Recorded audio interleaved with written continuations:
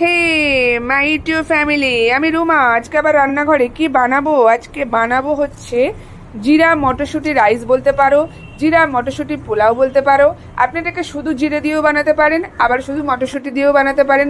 শুধু মটরশুঁটি দিয়ে বানালে এটা হয়ে যাবে মটরশুঁটি রাইস, আর শুধু জিরা দিয়ে বানালে হয়ে যাবে জিরা রাইস। তো আমি দুটোই ইউজ করে নিয়েছি, কারণ দুটোই আমার কাছে ছিল বলে আমি ইউজ করেছি। যাই হোক, প্রথমে আমি হাঁড়িতে দেবো ঘি। ঘিয়ের মধ্যে আমি একটু বেশি করে জিরা দেবো আর কি। জিরা রাইস যেহেতু জিরা একটু বেশি লাগবে। জিরা দিয়ে তারপরে আমি এর মধ্যে দিয়ে দেবো হচ্ছে কি তেজপাতা। তেজপাতা দিয়ে তারপরে আমি দিয়ে দেবো চাল। আমি চালটা ধুয়ে পরিষ্কার করে রেখেছিলাম। বাসমতি রাইস নিয়েছি আমি। আর হচ্ছে কি আমি দিয়ে দেবো এবার মটরশুঁটি। আপনি গোবিন্দভোগ দিয়েও করতে পারেন এটা, আবার বাসমতি রাইস দিয়েও করতে পারেন। যেটা আপনার কাছে থাকবে আপনি সেটা দিয়ে বানাতে পারেন। আমার কাছে বাসমতি ছিল, তাই আমি বাসমতি ইউজ করলাম। তো জল দেবো হচ্ছে কি, আমি যেহেতু 1 বাটি চাল দিয়েছি, ঠিক এই বাটিরই 1 বাটি আমি চাল দিয়েছিলাম, তাই 2 বাটি জল দিলাম। তো মানে আপনি যতটা চাল নেবেন ঠিক ততটা ডবলটা আপনি দেবেন হচ্ছে কি জল। মানে 2 বাটি চাল নিলে আপনাকে 4 বাটি জল দিতে হবে।